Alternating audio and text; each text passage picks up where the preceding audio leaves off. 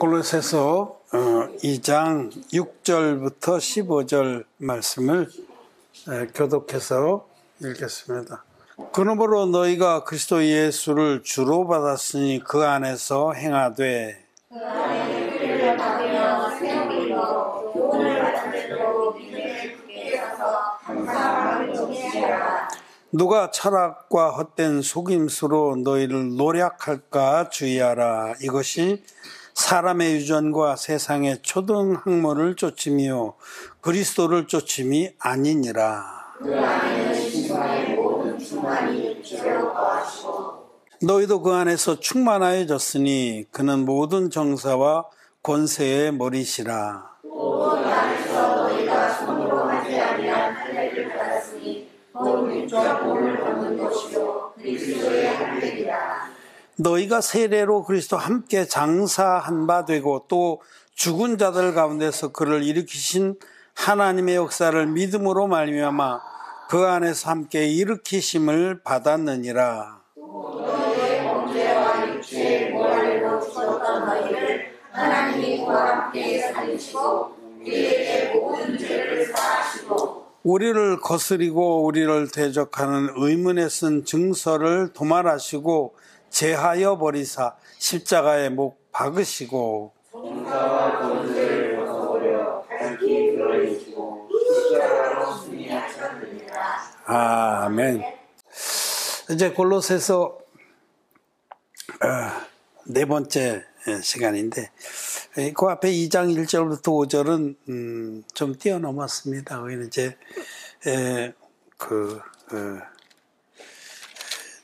사도 바울이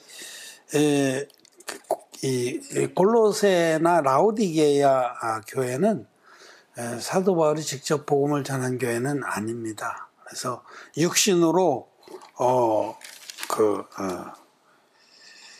보지 못했다 그런 말씀 2장 1절에 하거든요. 내가 너희와 라오디게아에 있는 자들과 무릇 내 육신의 얼굴을 보지 못한 자들 위하여 어떻게 힘쓰는 것을 너희가 알기를 원하노라. 라오디게아하고 골로새는 가까이 있어요. 두 도시가. 근데 그곳에 교회들이 섰는데 복음을 사도들로부터 복음을 들은 이들이 가서 교회를 세웠죠. 그래서 그 소식을 듣고 그들을 위해서 얼마나 사도 바울이 간절히 기도하며 또 때로는 영적인 지원도 하고 그랬는지 우리가 알 수가 있습니다. 그래서 그 이제 인사한 부분이고 오늘 우리가 읽은 6절부터 15절 말씀은 굉장히 중요한 말씀이에요. 이 말씀에 복음의 진리가 감추어져 있는데 거듭나지 못한 기독교인들은 이 말씀 무슨 뜻인 줄 전혀 모릅니다. 비밀스럽게 말씀하셔서. 그래서 오늘 그 부분에 말씀을 드리고자 합니다. 이 사도 바울이 얼굴로 직접 대하지 못한 이 교회들에도 초대교회 때 상당한 위기들이 찾아왔습니다. 진리가 아닌 거짓 교사들이 많이 나타나서 그들을 쓰러뜨리고 또 유린하고자 했다는 거죠. 그래서 여기 2장 8절에 누가 철학과 헛된 속임수로 너희를 노략할까 주의하라. 철학과 헛된 속임수로. 또 저 밑에 2장 아래도 내려가면 이 초등학문에 관한 말씀도 하고 율법주의적인 그런 가르침으로 초대교회의 그 성도들을 잘못 인도하는 자들이 많이 나타난 것을 알 수가 있어요. 그래서 이런 거짓된 선생들에 노출되어 있는 초대교회 성도들을 향해서 사도 바울은 복음의 진리를 지금 분명하게 세워주는 겁니다. 너희들이 복음의 진리에 굳게 서야만 이 모든 그 사단마귀의 괴계, 거짓 선생들의 유혹, 속임 이런 데서 너희가 이길 수 있다라는 말씀입니다. 진리의 복음에 굳게 서면은 모든 사단마귀의 거짓말이나 유혹이나 헛된 교훈들이나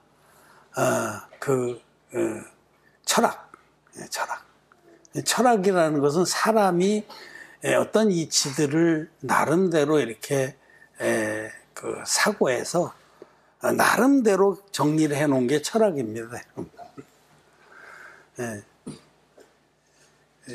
근데 이 개똥 철학이라는 말이 있듯이 사실 개똥이에요. 이 성경 말씀 많이 진리입니다. 성경의 이 진리의 말씀, 이것 외에는 이것과 다른 모든 것은 거짓입니다. 근데 철학은 사람이 자기의 그 경험의 세계들을 바탕으로 해서 논리적으로 어떤 것들을 나름대로 자기의 논리로 결론을 내려놓은, 정리해 놓은 것들이기 때문에 여러분, 사람에게는 우리 속에는 아무것도 선하고 참된 것이 없습니다. 하나님의 말씀의 진리입니다. 만물보다 거짓되고 심히 부패한 것이 사람의 마음이기 때문에 그것 가지고 아무리 짜내봐야 올바른 것이 나올 수가 없습니다. 그런데 이제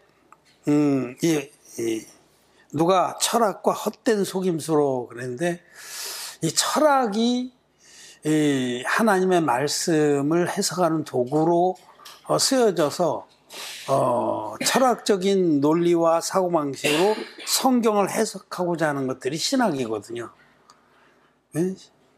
신학도 그 안에는 철학적 요소가 많이, 철학적 그 누룩이 많이 들어가 있습니다. 그래서 그런 것들이 진리에 속한 거냐면 그렇지 않습니다. 진리는 오직 하나님 말씀뿐입니다.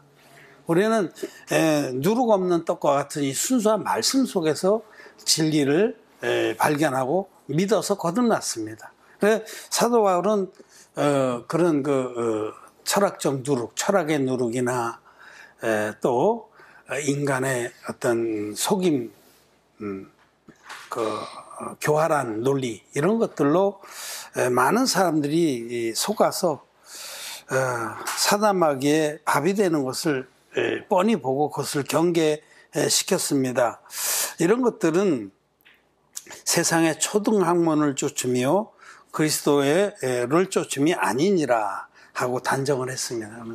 이 세상의 논리를 쫓는 것이다, 예수 그리스도를 쫓는 건 아니다 라고 하면서 이제 9절부터 예수님이 누구시고 우리에게 어떤 일을 해주셨는지를 명확히 정리를 합니다.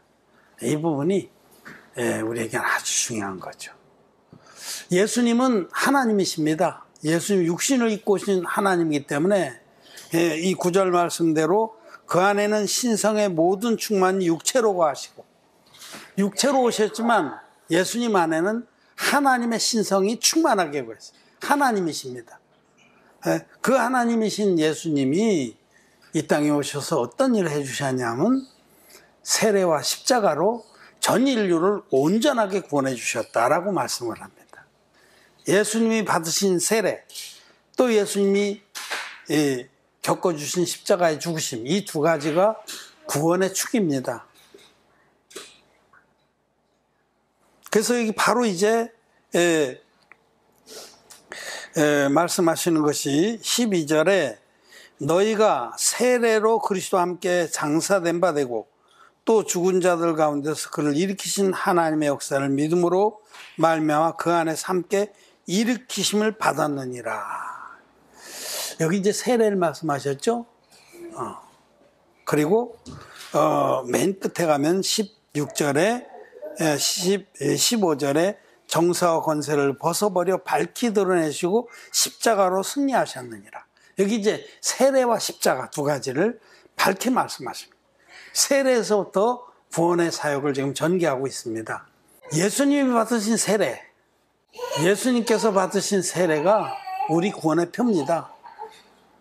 대부분의 기독교인들은 예수님이 왜 세례를 받으셨는지 이 부분에 대한 올바른 이해를 못하고 있습니다. 그렇게 질문하면 보통 이제 제일 흔히 하는 대답이 예수님께서 겸손의 표를 보여주셔서 그렇게 받으셨다, 그분은 하나님의 아들이신데 인간인 세례요한에게 세례를 받으심으로 당신이 이 메시아의 사역을 하러 온 분이라는 것을 선포하기 위해서 겸손의 표로 받았다. 그 안에 이제 두 가지 대답이 있죠. 예수님이 메시아라는 것을 드러낸 사역이다. 왜냐하면 그 세례 받으실 때에 마지막에 예수님께서 하나님께서 이는 내 사랑하는 아들이요 내 기뻐하는 자라고 하늘에서 선포해 주셨기 때문에 예수님 메시아 선포식이다. 이렇게 해석을 합니다. 그리고 또 한 가지는 예수님이 자기의 겸손을 우리에게 본을 보여주기 위해서 세례를 받으셨다. 그렇게 해석하는 게 답니다. 그런데 여러분, 예수님 받은 세례는 그런 수준이 아닙니다. 그렇게 위해서 세례 받으신 게 아니라 그거는 인류의 대표자인 세례요한에게 안수 형식으로 세례를 받으심으로 세상의 모든 죄를 당신의 육체에 단번에 넘겨받는 구원의 표입니다. 그래서 사도 베드로가 베드로전서 3장 21절에서 물은 예수 그리스도의 부활하심으로 말미암아 이제 너희를 구원하는 편이 곧 세례라. 예수님이 이 세례에서부터 부활에까지 우리를 구원하셨는데 이 물, 요단강물에서 받으신 세례, 이것이 구원의 표입니다. 이 예수님 받으신 세례를 우리가 올바로 알고 또 믿을 때에 우리 마음에 모든 죄가 예수님께 다 넘어가는 겁니다. 예수님의 세례의 능력을 믿는 사람은 자기의 평생의 모든 죄 허물을 예수님의 세례를 통해서 예수님께 넘긴 겁니다. 믿음이란 뭐냐면 성경이 기록된 사실을 확인하고 확신하는 겁니다. 우리 생각에는 아무리 이해가 안 돼도 도저히 납득이 안 돼도 하나님 말씀이 그렇다면 하나님이 이렇게 하셨구나라고 말씀을 확신하는 것이 믿음입니다. 자기 생각을 보이는. 근데 성경은 예수님 하나님의 아들이시다. 하나님의 아들이 이 땅에 육신을 입고 오셔서 30살이 됐을 때 30살까지는 조용하게 가족들을 돌보면서 이렇게 사셨어요. 예. 그리고 30살이 되자마자 요단강에 와서 세례요한에게 세례를 받습니다. 30살이라는 것은 제사장들이 기름 부음을 받는 나이예요. 그때까지 기다리셨다. 하나님의 구약의 말씀을 한 점 안에 또 떨어지지 않고 다 이루시기 위해서 30살이 되셨을 때에 요단강에 오셔서 인류의 대표자 하나님이 예비하셔서 보내신 종 세례요한에게 머리를 숙이고 세례를 베풀라고 요청합니다. 그러자 세례요한이 맨 처음에 당황했어요. 왜냐하면 그분이 바로 하나님의 아들인 줄 알았거든요. 자기를 보내서 물로 세례를 베풀라 하신 분이 장차 내 아들이 육신의 모양으로 내 아들이 네 앞에 세례를 받을 것이라 다 말씀해 주셨거든요. 그래서 늘 그분을 기다리며 세례를 베풀다가 그래서 이 세례요한은 정말 돌이켜서 나는 지옥 갈 자입니다 하고 자기의 죄악된 것을 인정하고 회개의 표로 세례를 받으러 오는 그런 백성들에게 세례를 베풀면서 이제 언제나 이제나 저제나 예수님이 그 하나님의 아들이 오길 기다리고 있었습니다. 그 진정으로 회개한 자들에게 회개의 표로 세례를 주면서 그들에게 세례요한은 늘 말씀했어요. 내가 너에게 물로 세례를 주는 것은 바로 그분을 드러내기 위함이다. 나를 보내서 물로 세례를 주라 하신 하나님께서 내가 누구에게 이 안수 형식으로 세례를 베풀 때에 성령이 비둘기같이 그 위에 임하는 걸 보거든 그가 그인 줄 알라 하셨다. 그렇게 선언하면서 그렇게 세례를 베푸는데 드디어 예수님이 오신 거예요. 세례요한은 금방 깨달았어요. 그래서 머리를 조아리고 내가 당신에게 세례를 받아야 할 텐데 어째서 내게 오십니까? 라고 어찌할 바를 몰랐어요. 근데 예수님이 아주 준엄하게 명령했습니다. 이제 허락하라. 이제 넌 내 머리에 손을 얹어라. 안수는 죄를 넘기는 하나님의 법입니다. 구약 내내 속죄 제사마다 흠없는 제물이 있어야 되고 반드시 안수를 해야 되고 반드시 그 안수를 통해서 죄를 넘겨받은 그 희생 양이나 염소가 목이 끊어져서 피를 흘려서 그 피로서 죄의 대가를 치르고 속죄를 받았습니다. 이게 하나님이 우리를 구원하신 구원의 도를 계시해 주신 구약의 제사인데, 이 구약의 속죄 제사처럼 전 인류의 죄를 단번에 깨끗이 없애주시러 오신 예수님께서 흠없는 제물로 이 땅에 오셔서 드디어 인류의 대표자인 세례요한에게 안수를 받는 거예요. 안수의 형식으로 이렇게 해서 세례를 받고 물에 푹 잠겼다가 일어나셨습니다. 그래서 세례를 받으신 요단강에서 30살 되셨을 때 받으신 세례, 그때에 이루어진 일은 세상자가 단번에 예수님께 다 넘어간, 세례받은 이튿날 세례요한은 예수님을 가리켜서 증언하기를 보라 세상죄를 지고 가는 하나님의 어린 양으로다, 이렇게 증거했습니다. 요한복음 1장 29절에. 그런데 이제 세례를 받으시고 물에 푹 잠기신 거는 장차 돌아가실 것을, 또 물에서 올라오신 것은 장차 부활하실 것을 계시합니다.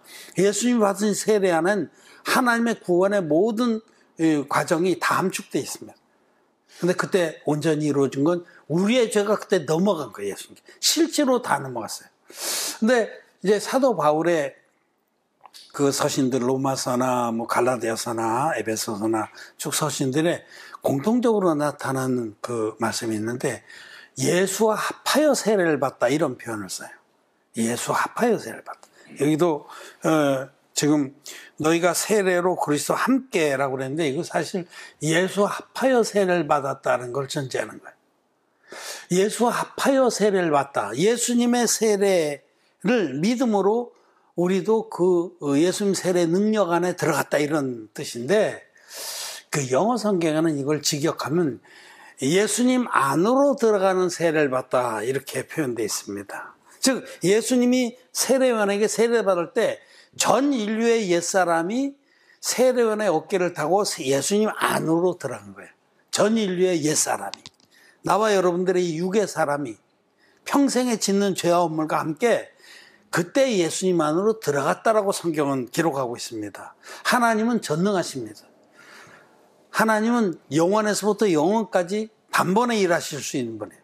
그럴 때에 하나님이 우리를 사랑하셔서 단번에 구원하시려고 세례요한이라는 인류의 대표자에게를 세워서 예수님 머리에 안수할 때, 이때 우리 모든 인류는 예수님 안으로 들어간 겁니다. 옛사람이. 이게 하나님의 능력이에요. 우리 생각엔 도저히 이해가 안 되고 납득이 안 돼요. 납득이. 근데 하나님은 그렇게 하셨다는 겁니다. 여러분, 눈에 보이는 것이 그 사실이고 진리가 아닙니다. 눈에 보이지 않을지라도 하나님 말씀이 그렇다면 그것이 진리입니다. 우리는 믿음으로 이 사실을 압니다. 그때 2000년 전에 요단강에서 세례받을 때 나와 여러분들의 모든 옛사람이 죄와 허물과 함께 예수님 안으로 들어갔어요. 그러면 예수님이 이제 우리의 죄와 허물과 우리 옛사람과 함께 십자가에 돌아가셨을 때에 그때 우리도 죽었다가라고, 그래서 사도 바울은 선포하는 겁니다. 그럼 갈라디아서 2장 20절에 내가 그리스도와 함께 십자가에 못 박혔나니, 사도 바울이 예수님 십자가에 못 박혔을 때 예수님을 본 적이 없어요. 자기는 그때는 막 기세등등해서 기독교인들을 잡아 죽이려고 돌아다닐 때, 그 이후에. 그런데 나중에 진리의 복음을 깨닫고 선포하기를, 내가, 사도 바울 자신이 십자가에서 이미 죽었다라고 선포합니다. 그렇게 살아서 돌아다니면서 복음을 전하는데, 그가 믿음으로 얘기한 건 나는 이미 죽었다. 내가 그리스도와 함께 십자가에 못 박혔다. 이제는 내가 사는 것이 아니라 내 안에 그리스도께서 사신 것이다. 부활하신 주님이 내 안에서 살아계신 거다. 그것이 여러분 진리입니다. 자, 여러분도 2000년 전에 예수님이 세례받을 때 예수님 안으로 들어갔습니까? 그리고 예수님 십자가에 돌아가실 때 그때 우리의 옛사람도 죽었습니까? 그리고 주님 부활하실 때 우리가 예수님이 우리 안에서 다시 살아나셨습니까? 그래서 우리가 부활한 자가 된 거예요. 거듭났다는 건 그런 걸 말합니다. 우리 옛사람이 이미 죽었고 우리는 예수님과 함께 부활한 새로운 피조물이 된 것입니다. 그래서 거듭난 거죠. 이 진리를 믿는 사람들은 확실하게 알아야 될 것이 있어요. 그것이 뭐냐면 갈라디아서 5장 말씀 보겠습니다. 그 앞으로 좀 넘기면 갈라디아서 2장에서는 이제 내가 그리스도와 함께 십자가에 못 박혔다고 말하고 3장에서는 3장 27절 읽고 넘어갑시다. 예. 3장 27절 누구든지 그리스도와 합하여 세례를 받은 자는 그리스도로 옷 입었느니라. 예, 그리스도 합하여 세례를 받았다. 예수님의 세례를 믿음으로 자기도 흰눈같이 깨끗하게 죄의 씻김을 받은 자는 하나님의 의로 옷 입은 거예요. 죄가 전혀 없습니다. 그런데 이제 5장 마지막 부분에 내려가면 5장 24절 한 목소리 읽겠습니다. 시작. 그리스도 예수의 사람들은 육체와 함께 그 정과 욕심을 십자가에 못 박았느니라. 아멘. 박았느니라. 박을 것이다도 아니고 박았으면 좋겠다도 아니고 박았느니라. 사실이에요. 사실. 팩트입니다. 그리스도 예수의 사람들 누구냐면 거듭난 사람들. 진리의 복음 믿어서 죄사함 받는 우리 의인들은 우리 옛사람도 이미 죽었고 옛사람과 함께 우리 육체의 정과 욕심도 이미 죽은 겁니다. 그때 끝난 겁니다. 그래서 진정으로 마음에 주님이 물과 피로 세례와 십자가로 우리를 온전하게 죄에서 구원했다는 것을 믿고 마음으로부터 감사하게 받은 자는 자기 육체의 정과 욕심에 이것이 이미 죽은 줄을 늘 확인합니다. 그래서 그것에 절대 휘둘리질 않습니다. 온전히 죽은 자는 정과 욕심에 휘둘리질 않아요. 응? 이 세상의 것들에 휘둘리지가 않습니다. 그래서 이제 오늘 우리 이 골로새 2장의 이 말씀, 이 세례, 2절에 이 세례에서부터 예수님의 세례, 예수님 받으신 세례를 믿는 사람은 예수님의 그 세례로 우리가 예수님이 세례 받으실 때 우리 옛사람이 예수님 안으로 들어가서 예수님과 함께 이미 죽었다는 이 사실을 믿습니다. 그리고 이제 우리가 사는 것은 그리스도께서 내 안에 사는 것이다 라는 사도 바울의 고백을 동일하게 합니다. 사도 바울이 갈라디아서 2장 20절에서 이제 내가 사는 것은 그리스도께서 내 안에 사는 것이다. 그렇게 고백하는 거죠. 그래서 참 감사하고 좋습니다. 자유합니다. 우리가 죄와 허물로부터만 자유한 것이 아니라 이 세상에 얽매우고 끌고 가려고 했던 모든 정과 욕심으로부터도 자유합니다. 그리스도 예수의 사람들은 이 세상 재물에 그렇게 연연하지 않습니다. 필요한 거는 복음을 위해서 필요한 거고 먹을 것과 입을 것이 있으면 족한 줄 알고 복음 섬기는데 필요한 것을 주십시오 할 뿐이지 그것에 목임해서 노예 생활을 안 합니다. 자, 첫째 우리는 죄와 허물의 노예에서 벗어났어요. 죄와 허물과는 죄와 상관없이 다시 오실 주님을 기다리는 자가 됐고 이 세상 가치에도 해방됐습니다. 그래서 사단 마귀가 우리를 공격하는 게 뭐냐면 사람들을 공격하는 게 죄를 가지고 참수하거든요. 너 이런 죄를 졌지. 이걸 확 까? 여러분 죄를 졌는데 그걸 깐다 그러면 벌벌 떨잖아요. 그래서 얼마나 이 세상에 참 불미스러운 일이 많습니까? 어떤 아가씨가 어떤 아주 불륜의 장면을 사진을 찍혔어요. 그러면 그 사진 깐다고 그래가지고 끌려다니면서 온갖 그 수모를 다 겪잖아요.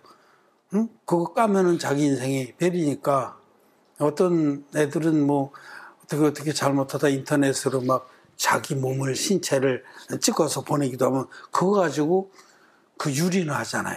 그 무슨 조수빈인가 그런 놈들 그 악한 놈들이 한 짓이 그런 거 아닙니까? 응? 그래가지고 애들 막 그냥 협박하고 내가 이거 다 공개하겠다. 그러면 그 노예가 돼서 질질 끌려다니고 그러지 않습니까? 그런데 사단 마귀는 죄를 가지고 사람들을 참소합니다. 그래서 끌고 다니는데 우리는 절대로 그런 참소당할 거리가 없어요. 죄와 허물로부터 완전하게 해방됐습니다. 예수님으로 말미암아 뿐만 아니라 이 세상의 것들에 대해서도 우리는 자유합니다. 그것의 노예가 될 수가 없어요. 왜냐하면 영원한 천국의 그 진리를 알고 또 영원한 천국의 소망을 쫓아 살기 때문입니다. 그래서 여기 이제 한 가지 더 볼 것은 그 11절 말씀에 또 그 안에서 너희가 손으로 하지 아니한 할례를 받았으니 곧 육적 몸을 벗는 것이요 그리스도의 할례니라. 이 할례는 이제 로마서 2장의 사도 바울이 할례는 마음에 할지니 신령에 있고 의문에 있지 아니하니라 하신 그 말씀이에요. 할례라는 것은 남자들이 양피끝을 돌칼로 잘라서 버리는 겁니다. 이거는 아브라함에게 세워주신 그 구원의 예식인데, 아브라함이 하나님을 믿음에 하나님께서 그의 믿음을 의로 여기셨어요. 믿음으로 죄산 받고 의인이 된 후에 의인된 아브라함에게 할례 규례를 세워주신 거예요. 너와 네 집안의 모든 남자들은 할례를 받으라. 난지 8일 만에 할례를 받으라. 그 할례는 구원의 표입니다. 믿음으로 죄가 깨끗이 없어진 그 표를 자기 육체에 둔 것이에요. 그 원래 마음의 할례의 표입니다. 우리가 진리의 복음 믿을 때 우리 마음에서 죄가 뚝 끊어져 나가서 없어지는 거예요. 그걸 마음의 할례라고 그래요. 마음의 할례를 받은 자에게 하나님은 그 믿음으로 의인된 표를 몸에 두도록 하셔서 남자들이 하루에 몇 번씩 소변을 보면서 아, 하나님 내 마음에서 이렇게 죄를 다 없애줬지 하는 그 하나님의 은혜를 기억하라고 세워주신 것이 육체의 할례입니다. 그런데 여기 손으로 하지 아니한 할례, 육체의 할례는 손으로 해야 되잖아요. 응? 육체의 할례는 손으로 하는 것이지만은 마음의 할례는 말씀의 칼로 하는 겁니다. 우리가 진리의 복음, 이 물과 피의 복음, 이 복음을 믿을 때에 마음에서 죄가 뚝 끊어져 나가서 마음의 할례를 받는 것인데, 이 마음의 할례는 예수님께서 받으신 세례와 십자가의 죽으심, 이 물과 피의 복음을 믿을 때에 이루어지는 역사입니다. 그래서 마음의 할례를 받은 사람들은 죄사함을 받고 마음에 성령이 계셔서 그 성령께서 주시는 감동으로 인해서 인도하시는 그 인도로 인해서 믿음의 사람으로 자라나면서 점점 더 이 세상 것들에 대해서 지지 않습니다. 이깁니다. 이 세상의 것들이 그렇게 힘을 못 씁니다. 거듭나기 전에는 세상 것들이 막 자기를 억누르고 또 끌고 다니고 유린하고 그랬는데 이제는 그런 것들이 자기에겐 아무 힘을 못 씁니다. 복음 선기에 위해서 필요한 부분만 취하게 되는 거죠. 이게 바로 여기 지금 사도 바울은 골로새서 2장에서 이 복음의 진수를 말하는 거예요. 예수 그리스도 안에 있는 그 복음의 진리는 물과 피의 복음이다. 예수님은 세례와 십자가로 너희들을 온전히 죄에서 구원했다. 너희 육체와 함께 그 정과 욕심도 십자가에 못 박아주셨다. 그래서 이제는 더 이상 죄나 이 세상 것들의 노예가 아니다. 그것들을 넉넉히 이길 수 있다라고 말씀을 하는 겁니다. 그래서 그것을 골로새서 2장 15절에서 마지막 결론으로 말씀하신 겁니다. 14절에서는 우리를 거스리고 우리를 대적하는 의문에 쓴 증서를 도말하시고 제하여 버리사 십자가에 못 박으시고, 의문에 쓴 증서, 빈문서입니다. 빈문서. 율법은 모든 조항마다 우리들이 그걸 깰 때마다 거기에 사실 기록이 되는 거예요. 간음하지 말라라는 율법이 있는데 예수님은 여자를 보고 음욕을 품은 자마다 이미 마음에 간음했느니라. 그 어겼으면 거기 빚이 기록되는 거예요. 그리고 하나님 보좌 앞에 있는 행위록책이 바로 그것입니다. 그런데 여러분, 어떤 사람이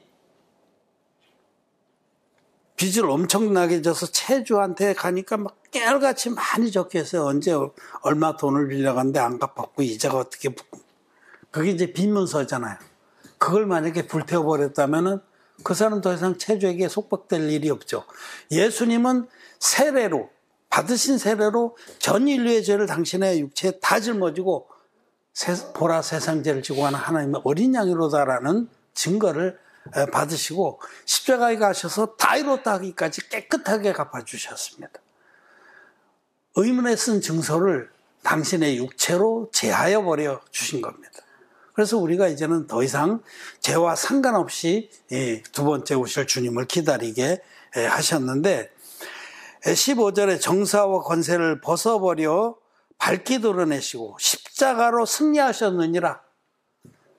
여러분 여기 십자가로 승리했다고 해서 십자가만으로 승리한 게 아니에요. 이 시작은 세례에서부터 시작된 겁니다. 세례 12절에 너희가 세례로 그리스도와 함께 장사한 바 되고, 예수님이 받으신 세례로 인해서 우리 옛사람이 예수님 안으로 들어갔기 때문에 십자가에서 함께 죽었고 무덤에 같이 묻혔다가 주님 안에서 함께 부활한 겁니다. 복음의 온전한 분량은 이와 같이 예수님은 세례와 십자가로 우리를 구원하신 하나님의 아들이다라는 것입니다. 이것이 온전한 복음이에요. 이 중에서 만약에 세례의 비밀을, 세례의 진리를 빼버리고 나면 십자가는 그거는 아무 능력이 없습니다. 십자가 보혈만 붙잡고 백날을 울고불고 첫날을 금식하면서 기도해도 죄는 그저 있는 겁니다. 왜? 세례의 능력, 세례의 비밀을 모르는 반쪽짜리 복음이기 때문에 그런 겁니다. 그래서 우리는 여기 이 말씀은 물과 피의 복음, 성경대로의 복음, 진리의 원형 복음, 사도들이 예수님께로부터 직접 받아서 간직했고 전했던 이 복음만이 우리를 승리하게 한다라는 뜻입니다. 이 복음이 아니면 절대 승리 못합니다. 죄에게 휘둘리고 이 세상에 휘둘려서 아닌 척하지만은 사실은 죄의 노예로 살고 세상의 돈과 명예와 권력의 노예로 사는 겁니다. 여러분 거듭나지 못한 기독교인들 보세요. 거기서 목사짓 하는 사람들 보세요. 그들이 죄가 있어서 늘고 주유하고 죄의 노예가 돼서 살죠. 그뿐만 아니라 그들의 삶을 보면 그야말로 돈과 명예와 권력의 추종자입니다. 크게 예배당지 거기서 막노릇하는 걸 성공이라고 그러잖아요. 그 돈과 명예와 쾌락의 노예라는 겁니다. 우리 하나님 말씀 한 군데 읽고 정리하겠습니다. 요한일서 조금 넘기면 요한일서 5장, 우리 자주 보는 말씀인데 여기 제일 사도 요한이 가장 정확하게 원형의 복음이 무엇인지를 기록해놨기 때문에 여기를 또 봅니다. 4절부터 8절까지 교독하겠습니다. 요한일서 5장 4절부터 8절 교독하겠습니다. 393페이지입니다. 대저 하나님께로서 난 자마다 세상을 이기느니라. 세상을 이긴 이김은 이것이니 우리의 믿음이니라. 예수께서 하나님의 아들이심을 믿는 자가 아니면 세상을 이기는 자가 아니요.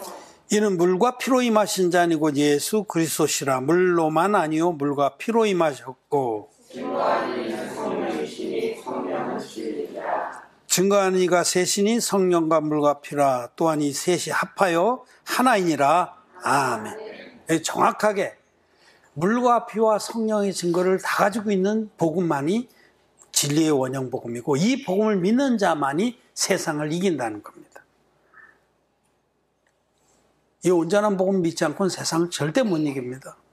속에서 죄가 참소하고 속에서 옛사람이 여전히 살아서 자기를 끌고 다닙니다. 이 요한에서 2장에서는 2장 15절에 이 앞으로 좀 넘기면 15절부터 17절까지 우리 한 목소리 읽겠습니다. 이 세상이나 세상에 있는 것들을 사랑치 말라.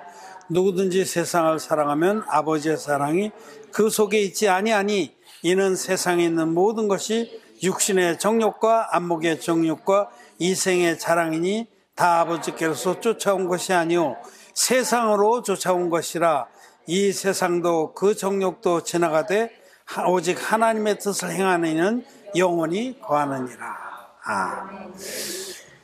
이 세상에 있는 것들, 이것은 육신의 정욕과 안목의 정욕과 이생의 자랑이니 이런 것들을 정말 진리의 복음으로 믿어 거듭난 사람은 이미 십자가에서 이걸 다 못 박았습니다. 자기의 사는 것이 이제 남은 때 사는 것이 이런 것들하고 상관이 없어요. 정말 주님의 물과 피의 복음을 믿어서 은혜로 거듭난 사람은 자기 남은 생애에 어찌하면 이 구원의 은혜를 전파해서 많은 사람들이 동일한 천국 영생을 얻게 할까, 여기에 마음을 들이게 됩니다. 그리고 이 세상이나 이 세상에 있는 것들, 육신의 정욕과 안목의 정욕과 이생의 자랑, 이런 것은 이미 십자가에 못 박았습니다. 그것에 연연하지 않습니다. 그것이 얼마나 헛되고 쓰레기 같은 줄 잘 압니다. 그래서 물과 피의 복음, 진리의 원형 복음 믿는 자만이 세상을 이길 수 있다는 겁니다. 예수님께서 잡히시기 전날 밤에 제자들에게 모든 것을 가르치신 다음에 제자들을 향해서 내가 세상을 이겨노라라고 선포했어요. 예수님이 세상을 이겨놨어요. 예수님 안에서 우리들도, 거듭난 우리들도 세상을 이깁니다. 넉넉히 이깁니다. 아무것도 두려워하지 말라. 내가 세상을 이겨노라. 오늘 말씀은 정말 이 물과 피의 복음, 진리의 복음, 예수님의 세례와 십자가의 복음을 믿어서 마음의 할례를 받은 자는 세상을 이긴다. 넉넉하게 이긴다. 세상의 뭐 그 자랑이나 사람들의 평가나 이런 것이 아무 상관이 없어요. 그런데 연연하지 않습니다. 오직 하나님만을 기쁘시게 하는 그런 의의 일꾼들이 되었다라고 말씀을 하십니다. 우리에게 이와 같이 세상을 이기는 믿음을 주신 하나님께 감사를 드립니다. 우리는 세상을 넉넉하게 이기고 주님 오실 때 착하고 충성된 종아하는 칭찬을 받을 하나님의 백성이고 의의 일꾼들입니다. 하나님께 감사로 기도하겠습니다.